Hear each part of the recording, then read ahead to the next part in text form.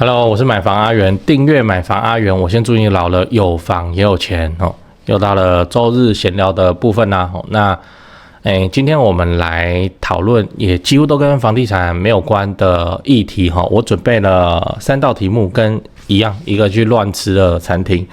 第一道题目是缺工与低薪现在是同时存在的，在台湾哦。第二道题目是宠物与租屋市场哦，宠物与租屋市场。第三是想要做就直接先行动哦，想要做就行动。OK， 这些题目就是来自于我平常生活中的思考跟观察哦。我平常也会跟其他网友聊天啊，一些业内专业人士聊聊天啊，然后看很多网络讨论区啊，各行各业的人关注的事情确实不一样哦，而不是说像我这边都是房地产为主这样。很有趣。好，那我们进入第一个今天要跟你讨论的话题，叫低薪与缺工同时存在。低薪与缺工，这超奇怪的，你不觉得吗？不是就在缺工了吗？缺工怎么会发生低薪的情况呢？企业像那个电子业资讯业，他们在招人还是给的配还很不错啊。像应届毕业生，你大概干个2年就100万年薪那就是这样子。愿意这样子给怎么还是大家普遍在讲低薪，就人才就配不上嘛。好，那我讲低薪与缺工同时存在这句话，你有没有觉得很熟悉？没错，就是现在土城的那位候选人他没选上的。那他之前也讲过这个议题，可是他的讲法一下就是整个台湾那他是要去改变这个现状，他用很长的时间去弄。可是我们就一介凡人嘛，那这个低薪与缺工的实实在在存在的正在上演的社会现象，那对我们来说，我们到底应该怎么办？就是缺工了怎么会低薪？对，那相信在荧幕前的你目前也都有遇到这样的问题，就觉得说自己的薪水好像就配不上自己付出的劳动程度。还是你现在觉得自己是一个很完美的薪水小偷，最好老板都不要发现我请假都可以反正低薪与缺工这个同时存在与其我们去探讨为什么会发生，那个是政治人物的事情内政部长的事情那我们更应该关注的，因为我们凡人嘛，我们就关注我们自己身边眼前那低薪与缺工，我现在的思考是这样，就是工很贵这件事情大家都知道。不是说一定要到正式的职业你要进科学园区到这样子才配得上什么没有那么复杂就是现在工真的很贵你要叫人家做事或是干嘛，你要付出的工最烂举广告牌那个也是最低基本薪资，最低基本薪资调涨非常非常的多了调非常的多了，一调你不要太高兴那通膨什么的都一起被调起来，因为它是原料。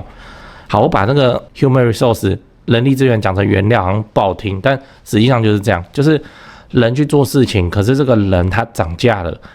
那你产出的那个事情的成本就变高了，那变高了势必什么东西都会涨。那在我们房地产的这个领域里头嘞，缺工很夸张，你看不是每年都在说要开放外劳现在不就缺工？那为什么台湾人你找不到？现在的工现状就是很贵建商自己在花那个钱他也是觉得超贵的，可是他即使是花很贵的钱台湾人依然不愿意来。我不是还跟你讲过吗？点工不是干嘛他就是一个你到工地现场捡垃圾然后把东西搬一搬没有到专门来搬，真的就是一个你要怎么讲闲置的村民然后叫你干嘛你就干嘛也不会叫你爬高，也不会叫你干嘛，因为你没有证你没有训练，你出事他们就拍手刷那你就是点工那这种点工的话，一天已经到1900了，南部一天1900，南部点工真的不用干嘛，他就是晒太阳而已然后在工地环境不好，就这样子而已其实那个我看一看，我觉得叫女生来做也可以，搬不了那么多板子东西没关系你就多搬几趟，然后多搬几趟，人家也不会说你磨洋工，反正就是现在就是缺人嘛有人来就好了对，缺工这个一天1900也好，然后一堆大侠要说那个不是每天有那个危险的地方那个什么弄好讲一堆，可是一天1900这个是什么都不会。如果你还会一点点技能那个建筑行业需要的技能，你就直接过2300、2500嘞。对啊，我也知道这不是天天有啊，就建案啊，它怎么会天天有哦？现在就缺工，你还要稳定哦。但是有钱赚先赚啊哈，至少我的想法就是这样。我跟你说，建商很怕你出事哦，他不会叫你去做什么危险的事情，真的不会，因为他不敢哦。那个现在建商监管都非常的严谨。好，那连我们南部都在严谨了哦。好，那反正就缺工跟地心这同时存在啊。我们不讲到什么建筑工地这种事情，我切入的角度是因为它算正职，就是你白天要到哦。我们讲说，一般上班族下班之后哦，会遇到的事情哦，你可以做的事情哦，那个工也是很贵哦，也是很贵啊。只要现在台湾动用到人力的东西都不会便宜，你有没有觉得哦？比方说要叫人家帮忙打扫哦，那个居家清洁打扫蛮贵的呢，那个3个小时好像就2500了呢，哦，蛮贵的。对，那个我爸妈叫我自己去打扫，这个我连时薪我都赚不到哦，然后。你就真的去做打扫那个事情，还好啊，就是清洁哦，家事服务哦，你只要请人帮忙，这件事情都贵起来了。现在贵不用到什么你请律师干嘛这种专业技术哦，而是你只要请人帮忙啊，这件事情哦就开始有变贵的迹象，已经好几年了。我们台湾也正在向欧美靠拢，欧美就是人工很贵嘛，哦，人工很贵，所以大家都。怎么样都想办法自己来嘛，哦，连女生也是想办法自己来哦，因为叫人实在太贵了，修马桶、修水电或什么的，啊，那个一般的男人他们自己都会，太贵了，所以国外 DIY 的风气很盛行哦，我们台湾没那么盛行，是因为我们的人力成本还没有到非常的贵，等到以后哦，你请一次水电师傅啊，直接就2000块起跳，你就会自己想办法去学了哦，就是这样。好，回到我们刚才讲的，就上班族哦，上班族可以做什么？我个人是这样子想哦，你上班族在现在缺工的情形之下，你可以去做下班后去开发很多的服务去卖人哦。那卖人就不是算时薪，卖人就算价值。好，这个待会我会提到哦，卖人算价值。我简单讲一讲哦，就是你上班族你下班后的选择哦，马上要赚到钱，而不是说我要去开垦一个自媒体，我要去干嘛有没的哦，你是马上要看得到钱的。其实可以做的项目还蛮多的哦，我随便列一列。现在那个网络上也是观众传给我看的，叫整理师这个东西你知道吗？哦，整理师哦，好像叫莫阳子哦。那整理师就是帮人家整理房间哦。妈，你听来妈这傻小哦。啊，就有嘛，哦，那一次出动还要团队哦，那整理师是做什么？整理师就是协助别人断舍离哦，断舍离哦，这个东西讲下去有点玄学啊，哦，不过还是回到那个我待会会讲的结论，叫做为价值买单。好，整理师帮人家断舍离，把房间都整理得干干净净，哦，他们的收费也是很贵哦，应该讲说不便宜啦，我不能说它贵什么，贵是我的看法。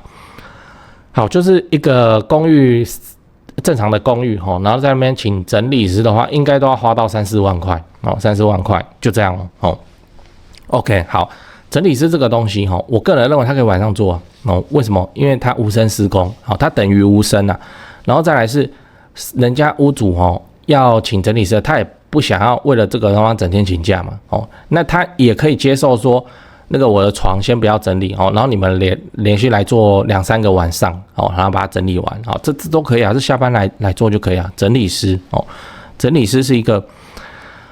不知道反正我就对外送我不是很喜欢哦，我没有歧视的意思哦，我的观众里面也有跑外送，然后在问我说他财力证明他买房子哦，也是有跑出一番成绩哦，跑出存款。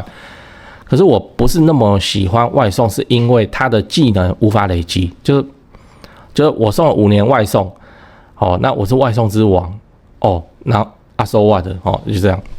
会变成社会对你的那个价值的评价会变成这样。可是你去做其他的事情哦，那收入不见得会比外送还差，真的因为外送会被囚禁在算法里面嘛，你赚多少钱大概都是那固定好的。你去做有价值而且可以累积案例的事情哦。我认为是我们这种凡人哦，年轻人在现在这个低薪又缺工的环境之下哦，我们可以赚到钱的一个方式，它又合法，对不对？好，低薪跟缺工啊，现在就缺工嘛，那你就去做那些稍微专业的服务。你看哦，如果我的包装叫做我帮你打扫房间，谁要付那个钱给我哦？我现在整理师哦，就这样好。那也有很多课程哦，这些课程可以去学。整理师我就认为是一个很棒的东西，新被开发的东西，至少我们小时候没有嘛，没有这个东西，我们只有搬家公司，没有其他这么整理师。好，那整理师的这个你去了解看看，我个人觉得还蛮新潮的哦，这个对整个台湾来讲都还算新。那牧羊子他有卖课，也有卖那个什么整理师训练的证照什么没的。好，谁去买那些课？就第一个他想要整理自己的房间，第二个他可以接案子哦，接案子。好，我刚刚讲说付出稍微专业的服务哦，然后去让你的客户为价值买单的这件事情，为价值买单这个我会重复很多次。好，为价值买单这件事情啊，整理师就被镀金了嘛，哦，他是来帮你断舍离的，他不是说在那边打扫房间而已。OK， 好，那整理师，哦，那这个就是一个不错的，我看起来的上班族下班后可以去做的事情，在缺工的当下，哦，好，我们先不论他行销包装，哦，要取名做整理师，人家花钱比较甘愿，他什么没的，但至少就是一个，这新兴行业嘛，然后他又可以下班去做，哦。好，那第二个就是居家清洁哦，可以做的事情哦，居家清洁很多了哦。那居家清洁也有训练，什么捷克帮哦，他们也有提供简单训练跟制服，你吃他们的单子哦，然后他就派你去打扫房间，然后就变成说品质不一啦哦，那个就帮他打扫单子。然后我自己有看到一个东西哦，就是各个清洁的频道或是的捷克帮什么的都一样，他们很奇怪他们那个矽利康哦，矽利康你知道吗？就是我们封边在用的，它是一个胶枪啊，哦，然后那边弄，然后打一整条，然后把它抹过去，把它弄平。好，这件事情啊，几乎你要把它抹漂亮有难度，但是你打矽利康这件事情哦，这个应该叫做大家都会。啊，结果他们都会用一些清洁剂，然后什么的，想办法去去霉，去干嘛？就你去打扫人家家里嘛，然后那个矽利康都发霉或是干嘛，然后他们会端出很多很厉害的清洁剂，然后去弄那个发霉矽利康，然后再来说成哦，不，这很奇怪，你干嘛不把它就美工刀把它割掉，然后重打一次，这样不就好了？这样你打完，我告诉你，那个人家付这个钱一定甘愿哦。矽利康真的是一个很诡异的东西，就是女生啊都以为它很难，哦，都以为它这个我不会用，但是其实你有自己去玩过一两次啊，这哪有什么？这哪有什么？矽利康我目前看到最麻烦的地方是窗户的封边哦，就是那个真的是技术，然后那边弄，然后收一个漂亮的角。我们没有那样，有一种东西叫矽利康刮板哦，那刮完那个弧度很漂亮，然后也有人用手啊，就是直接这样把它抹过去啊。那也有人用信用卡，信用卡的那个卡片的边缘不是圆圆的吗？就这样刮卡着，然后这样给它刮过去，就这样。你都在做家事清洁了，你就顺便帮人家重打矽利康，这有什么吗？然后重打矽利康很不错啊，你就打白色防霉的哦。那还人家一整间厕所那个矽利康它的现象在哪里？在随处可见，然后都在发霉。就是恐个咋的意思啊？就变成说我洗手台跟墙面连接我可以打，我那个如果是干式的，就干湿分离的话，我的马桶的底下外面那一圈我可以打，然后浴缸那边那一圈我可以打，到处都可以打。那你都在帮人家打扫了，你就帮人家刮掉，然后重弄，这不就好了吗？矽利康这件事情我真的建议你去练习，练好玩的你就买一支那个枪，然后再买一罐矽利康，你先不用管什么中性、酸性怎么有没的，你先打着玩嘛，玩玩看嘛，这蛮简单的你家事清洁服务，你与其在那边用很贵的清洁剂，然后呢怎样又怎样去把那个矽利康上的霉把它弄掉，你不如重打一次。我现在是这样想。那居家清洁也是一样，它算时薪时薪都会高到一个你觉得很夸张的地步，可是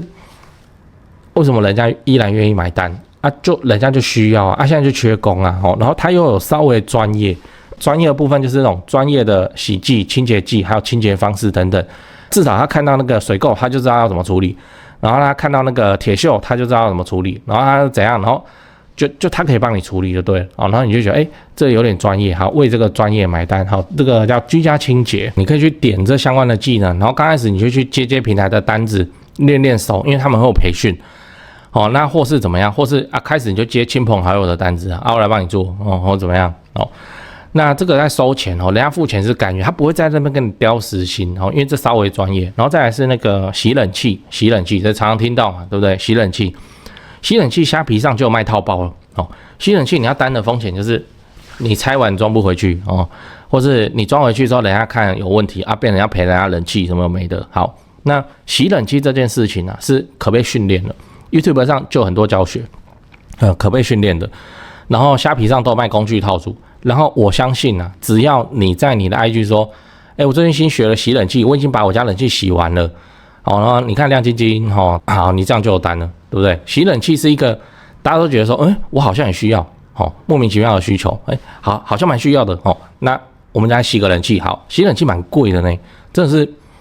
蛮贵的，因为我们有请人洗过啊，我就要看嘛，看说，这到底是怎么样，然后那个大袋子里面装污水或者什么，然后它拆下来，我在旁边我都不敢讲话，为什么？因为他看起来很专业哦，他要拆冷气哦，冷气的壳或干嘛的，对啊，这种东西最好了，就是难一定没有多难哦，国家又没有发什么洗冷气乙级哦，所以它难是一定没有多难，可是它看起来就是有一点专业的门槛哦，人家看了都觉得师傅好厉害好，那他付钱就甘愿哦，洗冷气也不错啊，最近才看到一个迪卡的新闻哦，就说什么。洗冷气师傅1年可以洗到200万的年薪就这样洗冷气需求也是我相信这个技术一定有其门槛，但它一定没有多难一定没有多难，它不是什么顶级专业你才能够去处理的事情。洗冷气你去学一学，然后开始帮身边亲朋好友洗冷气，公司同事洗冷气，没有什么不好的啊。那你做这个东西，你也不会贪图要赚多少钱就是比你洗一台冷气的时间，总是比你跑一整个下班时间的 Uber 还要短吧？那样洗完，然后几千块入袋这样也是不错所以低薪跟缺工现在同时存在，你去看看有没有稍微专业的工种可以做一些服务性的事情我们先不要想说做生意，而是说我现在把我自己的时间变得很贵卖出去那相信我，你试了1次2次以后，你就会有感觉了。那你接下来就会想要去尝试一些，比方说更高技术的工种，或是更多元的工种。比方说，整理师跟居家清洁可不可以一起弄？我又居家清洁，我又一起整理，我花的时间比较长，可是我单价比较贵，不然我就帮你整理而已，没有帮你吸控重弄或什么嘛，对不对？好，那还有什么家具修补？家具修补就很小众的市场，因为现在家具都普遍很便宜那家具修补也是一个，至少在国外他们会花这个钱然后看引进国内有没有人要。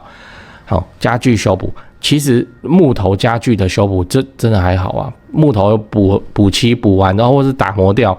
表层的那个面漆，然后再重新上漆，然后等它干。很多事情都是这样，就是你乍看很难，其实你真的动手下去做其实也还好其实也还好。你要想看，你这样子可以一路念书念上来，你这辈子经历过几张考卷？1万张一定有，1万张考卷这样考下去，为什么你的智商你没办法征服这些整理师、居家清洁、洗冷气、家具修补，对不对？它就是 OK 的嘛，那就是你爱不爱去学而已。然后现在大家一想到下班的兼职，就是什么？就是跑 Uber 跑熊猫，没有不行，但是一样我会说。不太能累积你的案例，那不太能累积你的案例，你在赚的事情会很逼近基本薪资，真的会变成这样。你比方说你跑了5年外送跟你做整理师5年，你看你整理师5年，你有海量的那个before after 减肥前减肥后的那种对比照，你就可以收得很贵。没有理由的贵人家也会认你这样子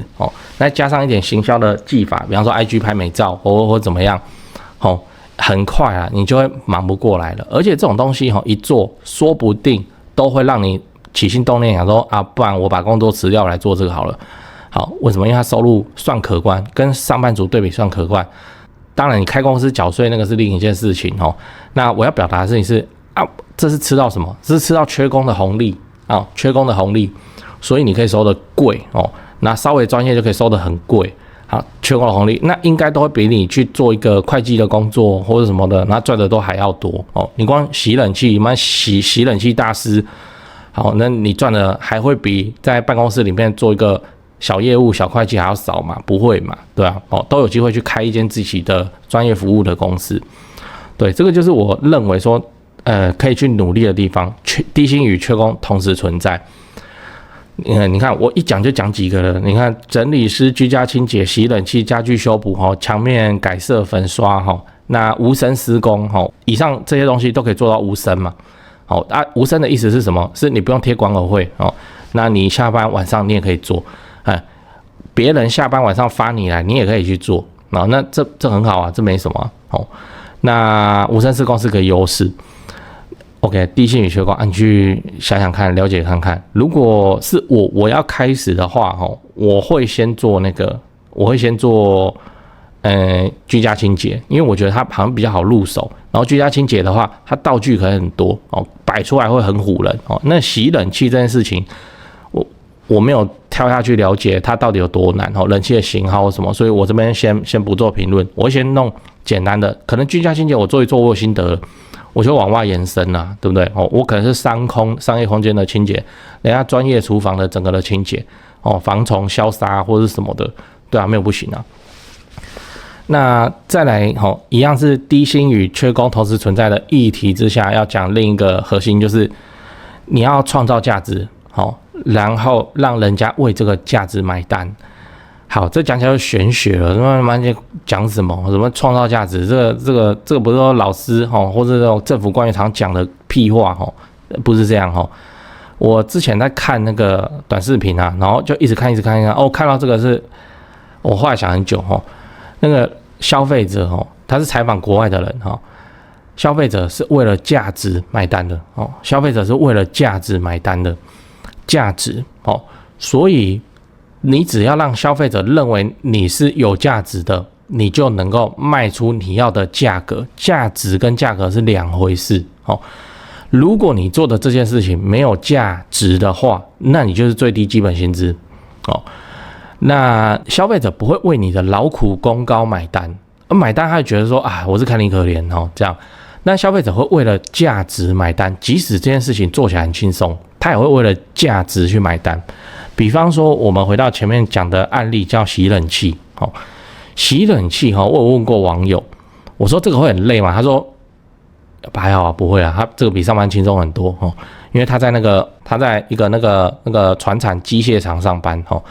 那个洗冷气好，他说不会就是要爬高爬高也还好，你拿梯子这样垫上去，然后知道要怎么拆，然后跟人家借水桶，然后怎么装一装，就这样这不会累。可是这整件事情看起来就很有价值，对不对？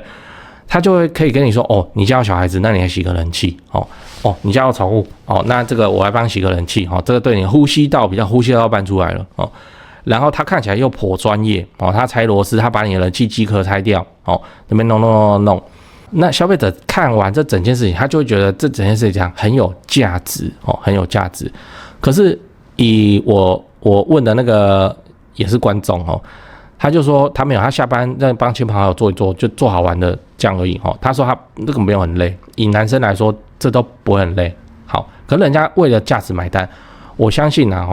如果今天有一个人他把它拆你这个也没什么，你就是自带工具梯子然后你爬高，你把它拆下来，然后你怎样这都很简单的工。好，所以我来跟你算基本时薪好了，你要帮我洗一台冷气时薪多少钱时薪200块给你好了那或我比较大方，我给你230，你看人家要不要做，人家要不要接，你会请不到人的那这个就是价值跟价格的不对等。洗冷气的工，人家自己也说就不是很累，然后可是他收的钱都远超过基本工资为什么？消费者是为了价值买单，所以你要去创造出你的价值，然后那个价值是贵的价值，人家就会愿意买单。洗冷气，比方说整理房间这件事情把它弄成整理师，就可以引入断舍离的概念我们现在都没有在讲什么行销话术、包装这种东西。那你要讲到那个膨胀、吹嘘就变成说本来是烂东西，然后你硬要去大吹，把它吹得很好那我们也是不做这种事情的。那这里要表现是什么？整理房间这件事情，然后引入整理师的概念哦，整理师哦，他们确实有很多他们的小技巧、小美感，什么常用的怎么分类，按照色系分类，然后怎么样空间怎么利用哦，那些层板可以上墙哦什么的，对，他就让整理房间这件事情哦变得很有价值哦，那人家是为了这个价值跟你付钱，他不是跟你付最低基本薪资的，那最低基本薪资哦，他会请不到整理师哦。不是说为了要收贵，所以我要胡编乱造一个整理师这什么东西出来，不是这样，而是说人家是真实创造出那个价值，消费者也愿意买单，他现在正在形成一种行业哦，你要去做这种事情哦，你不要再去做那种人家用简简单单的基本事情就给你破解掉的事情，这样你会一直很累。比方说送外送哦，你就不会有轻松的时候，因为永远有人比你年轻。然后去收那个基本薪资，你没有办法累积案例啊，案例你只能说你有几则5星好评，然后就这样啊，所以呢，平台会给你加很多很多的钱，然后这个工作你会越做越轻松吗？也不会，因为我特别去看他频道那个莫阳子就是做整理师的那个，他刚开始也是帮亲朋好友弄，自己房间先弄，然后引入的概念弄好，越来越有价值啊，现在也是在卖课程卖课程，整理师规划的课程很 OK 啊。他让这整件事情越来越有价值我以前觉得是骗人的，可是我真的看了好几则跟那个有买过他课程的人的评价之后，我觉得他有打中人们女生尤其是女生心理的需求，然后他让这整件事情有价值，所以他应该要赚到那些钱。一样，他整理1年，他累积案例就非常可观了 ，before after， 对不对？那所以他的整理师就会越来越贵他就会越来越有名这都是怎样？这都是他活该，他就活该变有名，他就活该变强，活该变贵。消费者依然要找他的团队去为那个价值买单，不然就整理房间这件事情，你把它拆成每个环节 SOP， 你就找几个工读生来，你不能做吗？对吧？为什么人家请整理师？因为他有价值就这样跟你分享，你要去做有价值的事情那有价值有一个很简单的判断的标准，就是你能不能累积出案例案例1号、2号、3号、4号，然后一直弄到100多号，只要你做的事情是有办法累积出明确案例的，那你就会越来越有价值。洗冷气也是一样你洗窗型你洗分离式，然后越洗越多，越洗越大台，那你洗冷气就比较贵然后你洗冷气动作就比较快就这样去做有价值的事情。这个就是我们凡人在现在低薪跟缺工同时存在的情况之下，我们下班之后可以去自己赚到的钱，我们就去赚那个叫人很贵服务很贵，然后我稍微有一点专业，我创造出了那个价值，别人会为我的价值买单。我只是举例，你还可以想到非常多东西。你说我也不会整理我也不会打扫你去学嘛，你学一个你会的嘛。你也不用问我还有什么你就问 ChatGPT 你就说那个能够累积案例的上班族下班能够去兼职的东西类似于整理师、居家清洁、洗冷气，还有没有什么其他可以让我参考？请帮我列举30个，他就啪就会给你了那这都是你可以去了解的方向。我刚刚讲的那些也是那个 ChatGPT 告诉我的所以去做有价值的事情然后你去做稍微专业，下班之后可以做无声施工的工种，你1年要帮自己加薪10万块，10万这应该都是低标，而且你爱做不做，那么有空才做那个后天晚上有约唱歌，好，那我就不去这个案子就这样你要让自己加薪20万差不多了1年，你看这是你几个年终，只要你有认真做的话。我个人是这样子判断，至少那个洗冷气的去跟我讲是差不多是这样他也在上班他也是那个有单子还做，爱做不做，还做下1年20万你看那个毛利，那几乎都是毛利对他就是收一台冷气收多少，然后一节3房2厅，然后现场评估完之后跟你收多少，1年要赚20万，蛮 easy 的。好，那你下班之后去跑 Uber。1年跑20万也做得到可是怎么样？你担负的风险很高，你有没有案例累积？我说风险是出车祸，因为我看好几次，好恐怖那个叫我去，我真的不要，好恐怖那跟你分享你问 ChatGPT 有什么是上班族下班可以去做的，像整理师洗冷气这种，你去了解看看，把那个价值感给它营造出来。我们没有要易来易去嘛至少这样子去做出一年20-20万、20-30万都还是蛮简单的。为什么？因为现在缺工。好，因为现在缺工。哦，我是要表达这个东西。哦，缺工，我们的应用哦，我思考之后，我认为是长这个样子。哦，那给你分享。我都会先讲哦，不然怕忘记。那个，我先跟你分享一个我最近在做的玩具哦，买房阿元高雄地图。这个是我做好玩的啦。你也知道我现在都住高雄嘛，没事我都跑来跑去吃吃喝喝这样，索性我就把这些 YouTube 有推荐好吃的跟好玩的都在地图上标一标啊，真的啊，我平常没事我也是看一下人家拍高雄美食在讲哪些店，我就去吃这样，然后顺便把我做的重大建设功课啊，我也给它写上去。如果你放假要来高雄玩，或是来高雄看房子都可以来看这张地图，那就可以看一下附近有什么好吃的或是有哪些重大建设。你如果想要看这张地图的话，你就扫一下这个 QR code， 或是点开资讯栏的连结，就会看到了。你也可以在 LINE 传给别人那记得要用浏览器打开不要导引到它的 Google Map 上。Google Map 这个 App 打开后有问题，就用浏览器看就好了。那顺便再推荐一下高雄自产的房仲店，我自己是都找高雄台湾房屋美术之星店，我的房子都是他们帮我处理的超过10年了。除了一般的买跟卖以外，还有其他有的没的啊，帮忙整理装潢拉租金啊，或是出租找租客啊，代租代管，他们都能帮忙。真的，我们合作很久了我跟他说好一个行情价啊，基本上都是可以卖到这个行情价格稍微往上一点点，速度蛮快的。没事他也不会一直来就打扰我们这样。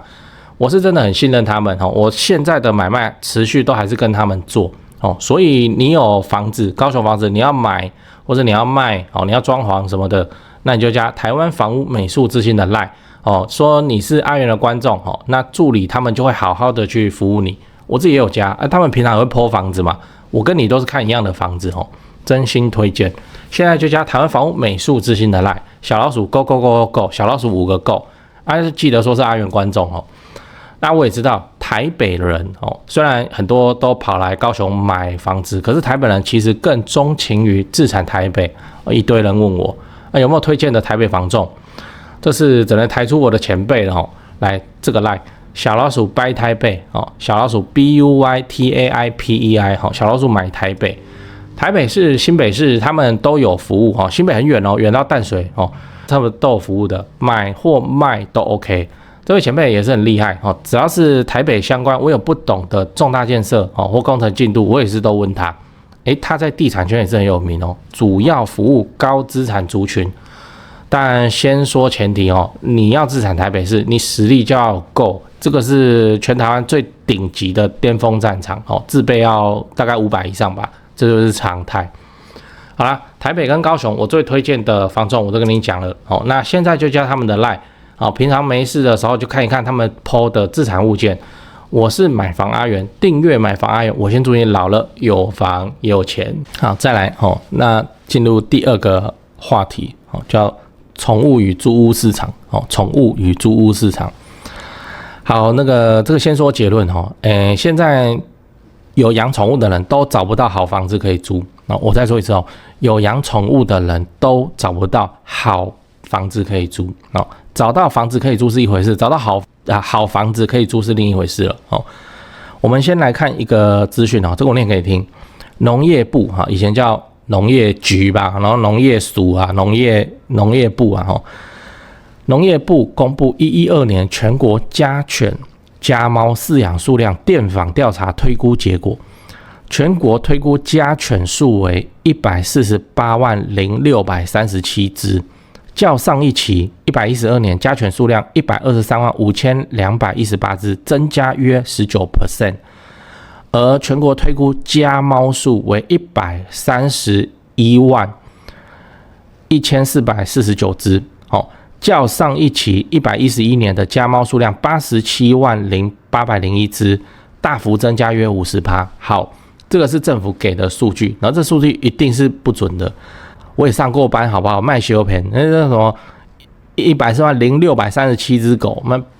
把那个后面那637只狗叫出来我看看。那我再重复一次家犬家里养的狗148万只，家里养的猫131万只，我超多了呢，狗跟猫对。好，那现在啊，租屋主跟宠物的关系，你自己想想看，我们房东就怎样，就很讨厌租给那个有养宠物的人，基本上是不租的，对不对？对不对？然后宠物一族增加的速度又这么快，2年2年养猫的增加50%，养狗的增加19%，都是要100万级别的数量。然后基本上我认为啦，家里有养狗应该就不会养猫，有养猫应该就不会。如果2个都同时养，那应该是少数，因为狗跟猫好像会打架哦。我听我那个有养宠物的朋友说，他们都是要么养猫，要么养狗而已。你自己看看，加148万，再加131万，这样加起来已经多少了？对，这样加起来已经279万了，280万猫跟狗的就被饲养中少说150万少说150万户都在养猫养狗，里面当然有自己的房子，那当然也会有需要去租屋的族群嘛。那结果还有养宠物，他是不是很难找房子？就是非常的难找房子。房东都不喜欢租给有养宠物的人，他觉得他家里会被破坏，家具会被破坏，然后他之后会赔很多钱，或者干嘛或者没的。但我是这样思考的我真的会去做这件事情，我会让这整件事情很有价值回到我刚才第一点讲的，就是租客也是人啊，他想要租好房子啊，可是现在啊，能够租到不错的，你能够去租到房子就很不错了有人愿意租给养宠物的就很好了。那通常啊，那种房子都这样，很阳春很烂。这个也是我朋友讲的，他是说他们有养动物有养狗，然后他们出去玩外县市玩花莲吧，然后那个旅馆可以接受宠物的都很烂，就脏脏旧旧烂烂的。可是他没有其他选择，因为其他的那个饭店都不给他用都不给他们有养宠物的一起报进去入住。对，这就是问题啊！现在这么多。你看，全国他妈100万、150万人在那边养猫，我估的啦，150万户一定有150万人在那边养猫养狗，结果整个市场对宠物还是很不友善，餐厅也不太友善然后那个旅馆也不太友善那租屋市场可以说是不友善中的不友善。你自己去看591是不是一堆都写禁养宠物？他如果没写，你打电话去说，可是我养那个狗，我可以一起住吗？那个房东都要考虑一下，他就问你狗多大只？你是大型犬还是中型还是小型犬？那还是你是养猫还是怎么样？为什么？因为就是这样，因为现在租屋主有养动物的，在市场中就很难处理，就对了你的狗有没有割声带？那你的猫有没有做过节育？什么有没的？一直问跟拷问一样，为什么你没得选啊？这个租屋主跟宠物就搭不起来，需求明明那么大。可是租屋主就没有几个人能够租给宠物，所以现在引发了一个现象，叫你只要可宠，硬生生涨价，硬生生涨价。然后那些房东也是抱持这个心态，要破罐子破摔，反正家具都掏来的嘛，二手嘛，烂嘛，你要破坏你就破坏，这些东西就便宜货东西就不好不好，然后人家也只能平下蹦蹦，因为他带着他自己的那个宠物小孩，他也只能就入住，然后看怎么样把生活过得舒服一点，就是这样现在是严重的不对称严重的不对称。你说房东讲的合不合理？很合理啊，他怕宠物会破坏房子跟噪音去打扰邻居，很合理房东不租给做宠物的这件事情合不合法？合法，合理又合法，你不能讲人家怎么样。可是现实生活就很麻烦嘛，就是你有养猫或养狗的人，你要去外面租房子就很难租嘛。然后现在北漂那么多，离开自己中南部的家乡到台北工作，然后养一只宠物，尤其是猫，因为狗好像要遛吧，他们上班不方便。养猫的女生超级多，然后那个猫在家里好像比较没差听说你有养宠物，就一堆连套房你都租不到，都北漂了要寂寞了，就是要心灵的慰藉结果都租不到可以租给有养宠物的人的房东，那个又很随便。要么就5楼顶加6楼的随便你爱养就去养东西家具什么堪称破烂就是这样，因为他觉得说我东西会被破坏，我就不想处理了。我看到的是这边有个巨大的不对称的那个机会那我自己的房子我想要来租，专门打造成方便租给宠物的人我自己我就很喜欢做实验嘛那有什么新的东西在能力范围里头，我们都去试一试。我真的会去做这件事情。我现在就正在整理一间房子我想要到时候直接提供出市场中的你要养大型犬你要来住都可以就这样。那我要端出让那些有养宠物的人会感动的房子，为什么？这我要花钱的为什么？因为我想他们应该很难搬家吧，因为他找不到下一个可以让他这样子住的地方啊。那我换到什么？我换到的是租客长期稳定长期稳定。那租屋给宠物族的风险我常常听人家讲的就是，第一个破坏家具第二个噪音扰邻噪音打扰邻居就这样。家具破坏很好理解，猫会去抓大妈一直抓来抓去所以有推出什么猫抓布，对不对？猫抓布沙发就是专门猫你爱抓你就去抓这抓不破然后那个狗会去啃东西，会拆家各种咬各种拆。好，这个是家具破坏，会变成说房东我租了这一个客人以后，我家具可能都要全部换过。如果我租了一个养宠物的人，然后他离开的时候，他把维护顾得好好的，他就不会换，他就会继续租给下一个人了。然后下一个人就看说，这个家具其实都有一些破损，可是我找不到可以养宠物的房子，好吧，就这样吧大家都在委屈啦大家都在忍耐我希望我可以做出一点调整，我可能会失败先讲我可能会失败，可能我的思考是错的可以养宠物，然后给好好的房子，然后人家还是乱搞如果真的失败我就认了。但我认为说租屋市场已经有养宠物人明明就那么多那你租屋市场就还是那么死水一片应该要有一些改变，我来试试看那再来是噪音扰邻噪音扰邻就是说狗那边跑来跑去然后楼下尤其现在喜欢铺瓷砖或是那个塑胶木地板SPC， 那就变成说那个狗的指甲走在路上慢慢走过去那个楼下邻居会靠北然后再加上晚上狗会叫尤其是中型犬大型它们叫会搞到什么程度？会搞到邻居去告诉管理室，管理室打电话给你，那都晚上的事情，说你那个租客那边狗在叫，你要跟他讲一下之类有没的，很麻烦。现在邻居有中间人，他不会直接凶神恶煞去敲人家的门他就叫管理室处理就这样。家具破坏这件事情，我个人认为是有解法的解法是什么？就买便宜家具买便宜家具，然后就是就给你破坏我真的是这样想，这是我问那个 ChatGPT 问很久，我问的是那个 O1 这个模型最强的模型，我问很久，我得出来的答案不是说你家具买来你要怎么去修补然后他们宠物防咬防抓或什么，这破损就一定会发生。猫抓布是猫抓布，它不是说猫抓完之后完全不留痕迹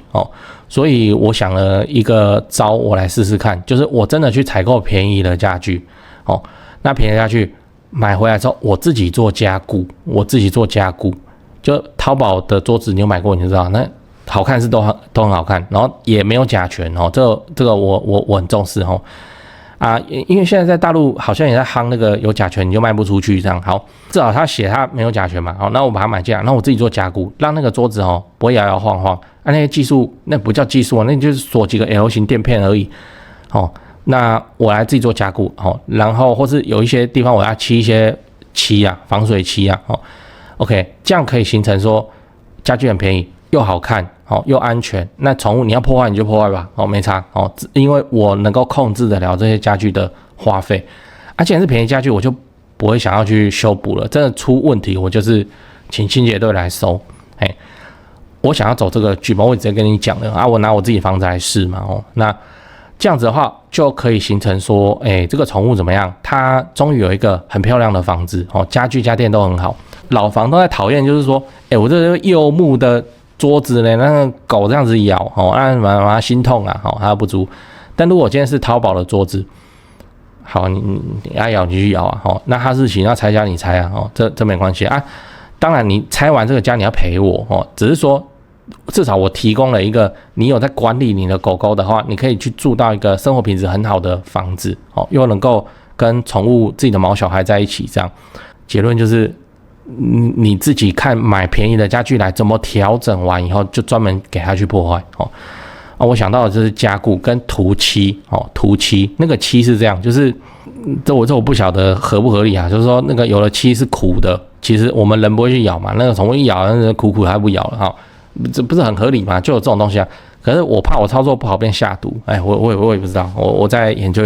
我现在很多事情都问 ChatGPT， 他好厉害哦，就是真的有专家跟你对谈，只要你问题一直追问，一直去厘清，一直去收敛的话，都很不错。反正我得到的结论就是，那就买便宜家具回来自己做完调整完以后，就放给他去破坏哦。OK， 那再来是噪音扰民，那就是晚上10点以后，狗要戴那个嘴套哦，跟那个我看虾皮很多人下的关键是狗的口罩哦，让它嘴巴打不开啊，打不开不会叫，就好了。然后地板我也想到了，地板要铺那个便宜的静音地毯，那不会很贵就是算了，以后我拍的会影片我真的搞定，我再来拍给你看。总之就是这样，我看到的机会就是说，养猫养狗都过100万人都过150万人，可以这样理解了。结果他们在租屋根本租不到好房子。那如今如果有人愿意提供好房子，又可以租给宠物，那这个房租势必可以怎样收高势必可以收高，把房租收高我们反而是可以从这个切角切入，而不是说我去用很贵的家具、很贵的家电来去拉高租金，然后依然禁养宠物，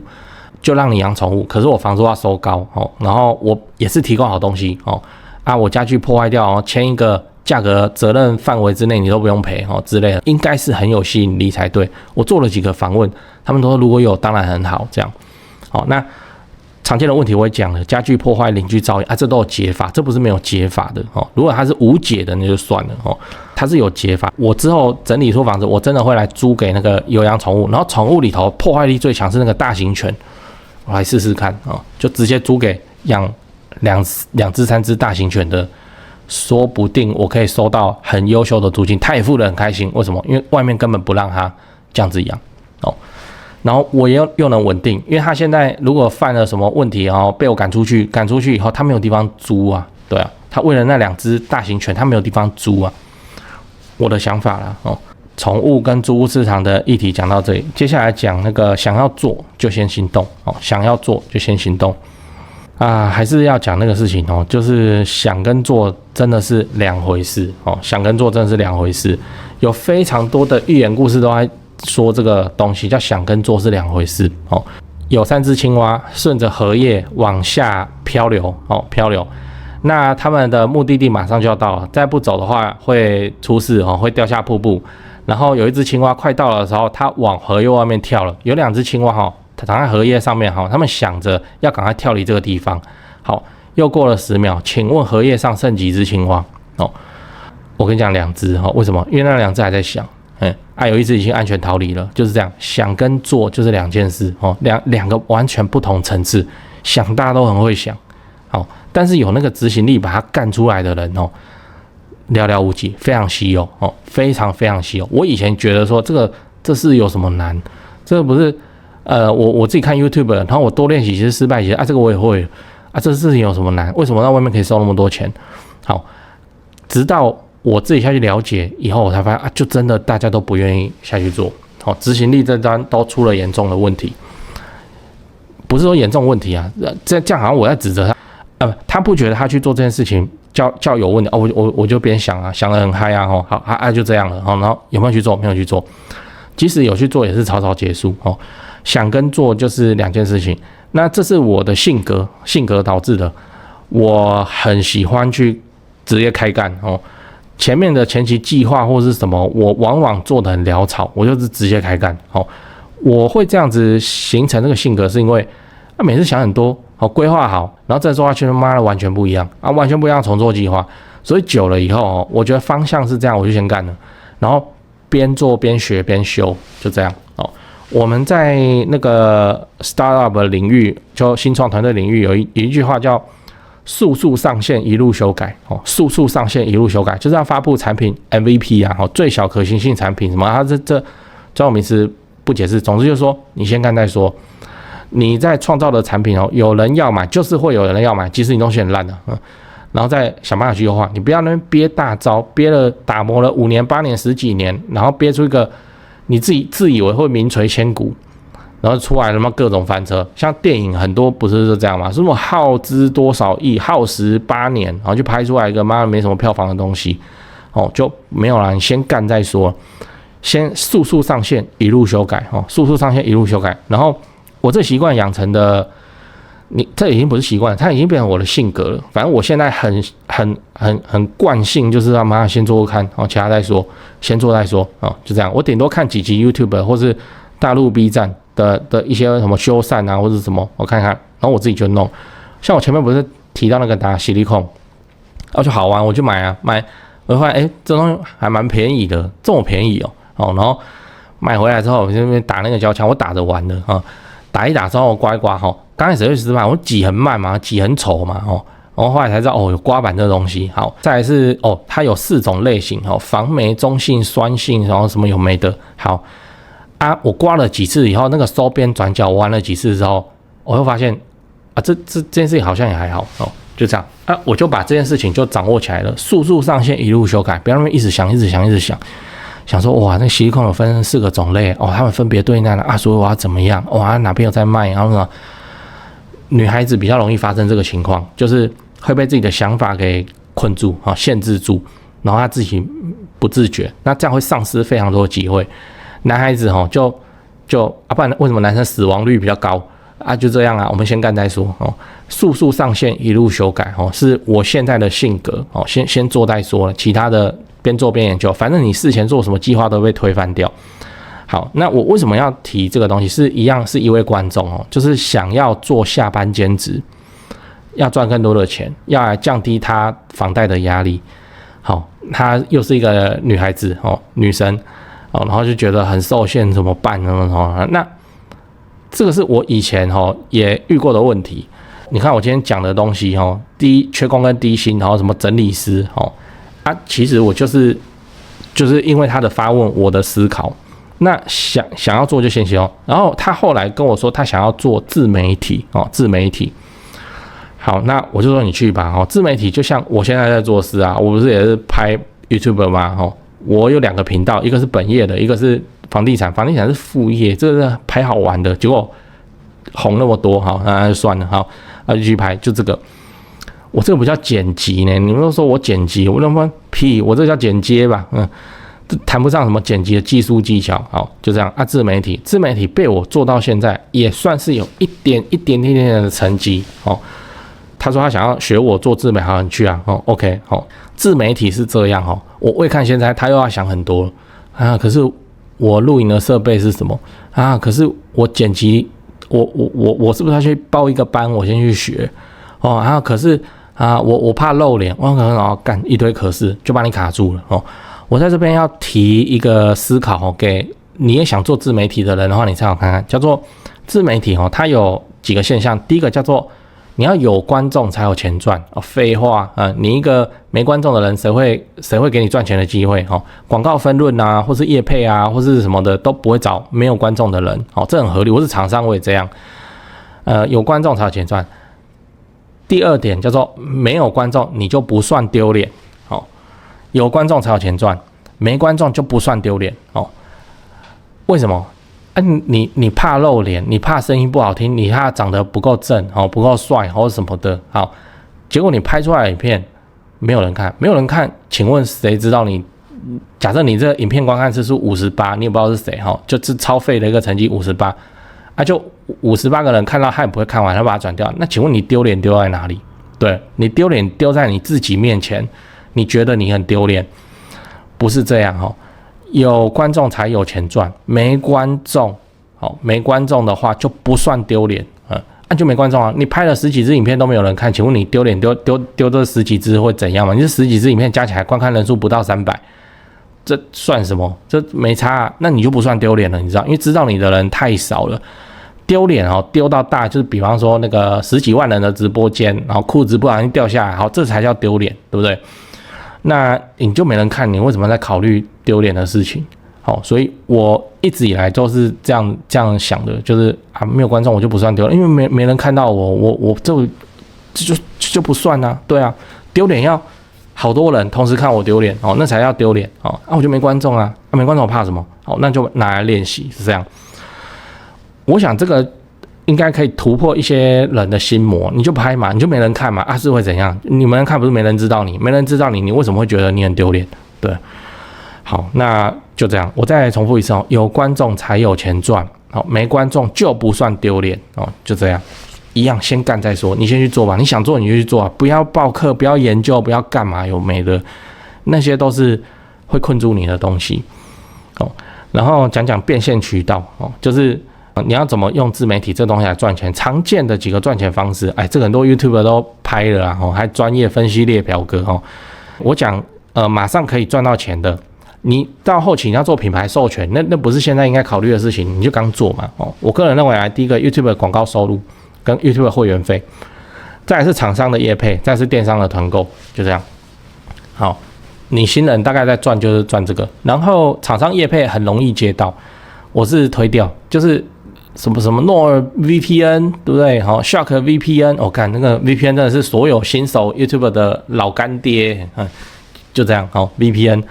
那蛮容易接到的，你的订阅不用多，3000、5000就会有了。那再来是那个 YouTube 的广告收入，我先说结论，就是你可以不用依赖它了。你一定要跳过 YouTube 广告收入去想别的事情。好，我现在看到 YouTube 做的相对成功的道路，就是像我这种的，我不是这个频道，我另一个频道叫做我用 YouTube 来拱我自己的本业。它 YouTube 只是一个招揽客人、行销引流的入口。如果你是这种用途，那就 OK 了。你是用 YouTube 在赚本业的钱啊，那就 OK 嘛？对啊，我另一个频道观看之废物哦，废到笑都那。几十到几百而已但是它这样对本业的帮助就非常巨大了对，好，那这个就是一个 YouTube 的使用方式，但是因为这个是赚本业的钱它不算 YouTube 给你的收入，所以我就没把它讲出来第一个广告收入你一定要跳过它，因为广告收入在台湾繁体中文、台湾人、台湾话的市场里头，你会饿死的真的会饿死的，所以不要一直想着去。靠 YouTube 赚到多少广告分润，然后整天都在查说，多少订阅频道可以赚多少钱，然后怎么查这个，在我看来叫没有意义。你应该要考虑的是，你要赶快通过他的那个 YPP， 就是什么什么联盟伙伴合作计划，反正就是说，你拍影片出一个成绩，然后你可以开始做盈利的行为，这件事情你就花时间去达成，达成以后你的重点要放在哪里？我以过来人身份跟你讲会员费就你放会员费就对了，你就是收会员费，然后好好服务会员这样子都可以直接海放你的广告收入你广告收入即使你很红也没有多少钱真的是没有多少，我就跟你说会20，比那个最低基本薪资还低，因为这个太多人拍了我会跟你说我的数字不准我也不会讲我的数字，是因为我从来没去研究过它，对啊，不是很重要。好，那你去收会员费会员费又要通过 YPP 才能够让你开通使用会员费是个好东西真的是好东西你只有等到你收会员费，你才会认真做，你知道？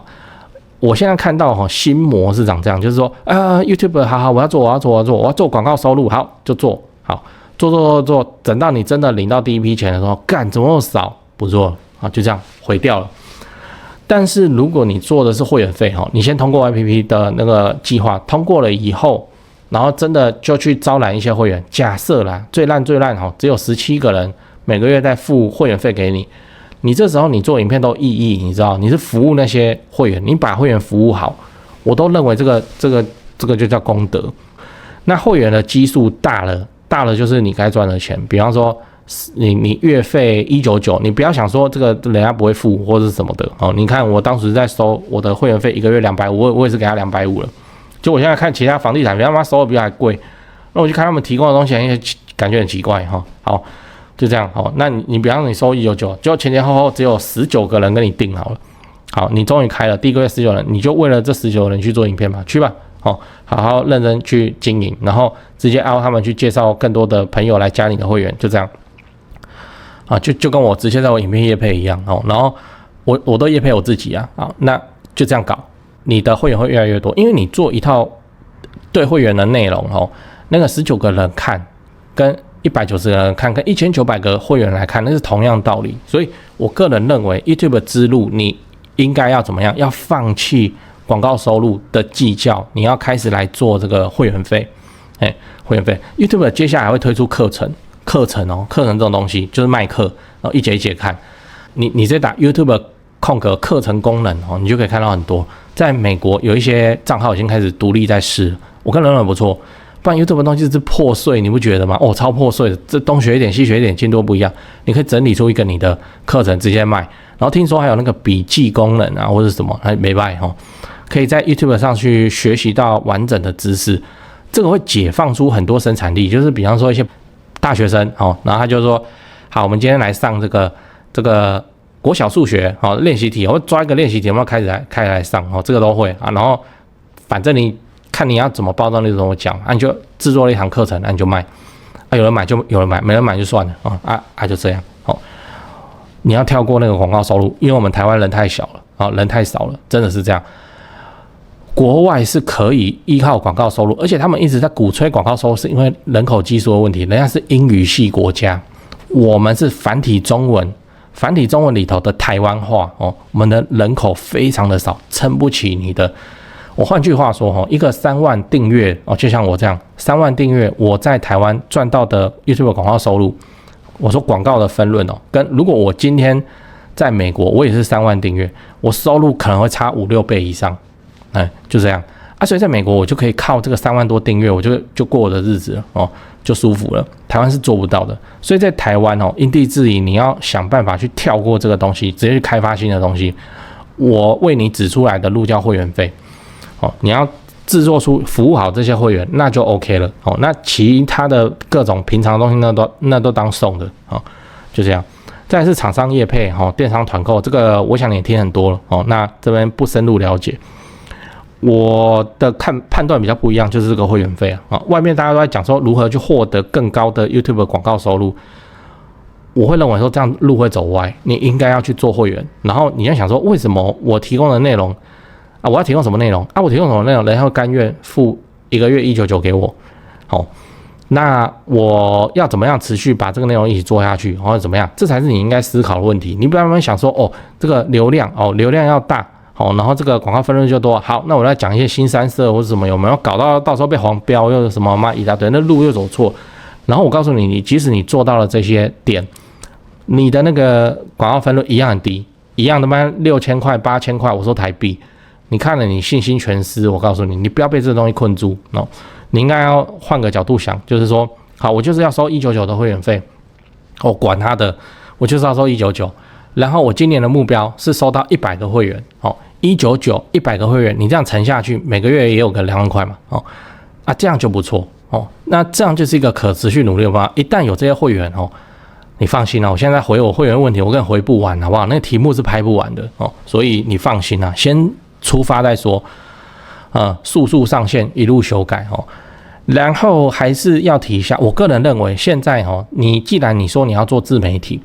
现在自媒体最门槛最低的方式是 Podcast Podcast。像我为什么要录这个周日闲聊？你有去查 Podcast， 你查买房阿元你就知道，我基本上都是把它当做 Podcast 来制作，我只是让这个 Podcast 的声音带画面而已我的逻辑是这样，不是说我的影片要做多厉害多好看，而是我一开始制作就是要让 Podcast 的听众也听得到东西就这样。所以我新闻都会念一次标题嘛干嘛的如果影片的话你自己看就好了好，我的起心动念是这样 ，Podcast 它最简单，门槛最低，你不要再跟我说你不会剪辑了，因为你根本不需要去剪辑那你不要再说你不会想题目想文案了，因为你有 ChatGPT 免费都可以去用O1模型你不要再跟我说什么什么没的我不会做图，或者你封面图那个都有 Canva 免费版你就那边套一套中文打字，这样就好了。对，所以门槛最低真的是 Podcast 的，它又不露脸，对不对那你声音不好听，你要把它调整成你的特色就 Podcast 这个东西那 Podcast 真的很简单我刚开始制作的时候也想要多厉害，录音设备或什么，我有一阵子我全部都用那个 iPhone 录iPhone 的麦克风等级很高，你知道吗？真的很高我额外花钱买4000多块买了一个什么雪球什么的，也不太行，不知道是我不会调教还是怎样那我后来用 iPhone 录，靠很近录靠非常的近录，这是一个细节就是很多人拿 iPhone 录是这样子讲，没有要自拍，他只是在录音而已哦。那我告诉你要靠很近哦，要这么近哦，这么近去讲。你想象一个画面就好了，专业录音室的歌手是不是嘴巴都直接嘟着麦克风，然后一个杆子啊，就这么近哦，就这么近就在唱歌哦，就这样，你自己去调一下。iPhone 麦克风等级好高哦，好厉害哦！为什么 iPhone 录之后我才知道？那我刚刚去买设备，哇 ，iPhone 这么厉害哦，就这样。好，那你就录 Podcast 的等级是门槛是最低的，可是 Podcast 它有它自己的问题，问题在哪里？它的问题在行销要自己来，它没有什么演算法，没有什么推荐这种东西哦，所以你行销你要自己来哦，自己来用 Podcast， 这会变成说你要经营 IG 哦，来广告自己的 Podcast 的哦，或是怎样，好，那你就去摸啊，你去摸出行销自己 Podcast 的技法，可能是经营一个 IG， 可能是经营一个 thread 故意去写那个很争议的文章，被大家转来转去。然后广告自己的 podcast 的哦，这都可以，你去做这件事情。为什么？因为行销的技能非常值钱哦，行销这个技能含金量很高哦。你再怎样，你要自己练习过。如果你要做自媒体，我也不建议你刚开始就做 YouTube 啊，就是说 YouTuber， 我建议你刚开始说，哎呦不要去拍抖音哦，抖音我也是啊哦，抖音我觉得含金量很不高哦，那个含金量最高的还是这个。YouTube 的观众们，我们在讲房子的事呢，对不对？我们不是在讲什么8+9，什么狼若回头，不是报恩就是报仇这种我们在讲房地产呢，所以目前含金量最高被我开发出来的还是那个 YouTube，你做 Podcast 也可以啊，它含金量比抖音还要高，那就是你先用 Podcast 然后就去经营了 Podcast， 那好好经营，去做练习行销的事情，等到。你觉得自己搞得定了，你再去做影片的事情要先做 YouTube 的 Shorts， 你不要像我一样做那么长的节目，我这个时间都算长那虽然我没有出外景或是干嘛，但以影片长度来说，我这个都算长那影像影片制作，这毕竟门槛就是高，你那个 Podcast 慢慢手机来自己用那个 iPhone 自己语音录音，录完就可以了呢。你看你要不要加个片头片尾？你也可以不加。从头到尾就你自己的声音像那个股癌不就这样？对，这样就可以上传一集那有加会员有来问我问题的人，应该有在那个 LINE 问我问题，应该都有大大小小的多多少少都有收过我用 LINE 传录音档给你嘛，对不对？那你打开就是我的声音，我在用讲的回答你的题目不然那个题目回答起来打字太多，然后拍成影片太长，那个传不过去，所以我都用录音的。那个也是我用 iPhone 我自己录的对。所以音质或是干嘛已经没有什么问题了。你刚开始你就不要去想专业这些，反正你刚开始没观众速速上线一路修改，日后有需要去精进设备再去精进设备，就是这样，速速上线一路修改。那我就是想给你听的啦一直来问说那个像要做什么副业有收入你去做。刚开始最门槛最低的东西叫 Podcast， 然后最值得做的东西叫 YouTube 的会员费。我都告诉你了不要再犹豫了，速速上线一路修改速速上线一路修改，你先做再说。你说你怕露脸Podcast 不用露脸啊，你这样你还不做，所以你先做这个 Podcast 就对了，然后想办法去行销自己的节目，让自己的节目变红，很快就会有业配可以接了。就这样整理一下想做就先行动。自媒体一样你有观众才有钱赚没有观众就不算丢脸去吧，然后先做那个 Podcast 的。然后最后我来做个简单的总结我今天主要讲了3大题目，第一个是缺工跟低薪同时存在，年轻人去做那个有价值的事，让别人买单，下班后可以做的事。我也列举了一些案例，什么整理师居家清洁、洗冷气这种。再是宠物与租屋市场有养宠物的人太多，愿意租宠物的房东太少那我来试试看，来专门打造给养大型犬的，因为我觉得养大型犬很贵，他们应该比较有钱吧你要是捡流浪猫那个我觉得他付房租可能有问题养大型犬根本市场中找不到的好房子来出租给他，我的目标是拉高租金那我也讲了风险大概是家具破坏、邻居噪音，那解法我也都讲了第3个主题是不是实际的事件，这个就是个思考，就是说想要做就先行动，你想跟做就2回事。你去做 Podcast 先做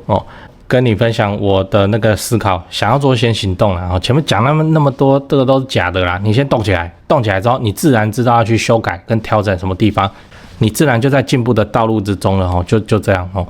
最后啊，我又去乱吃东西啦，乱吃餐厅啦。那个高雄高雄人应该都有听过这个店，因为他有办一个活动哦，那时候很夯，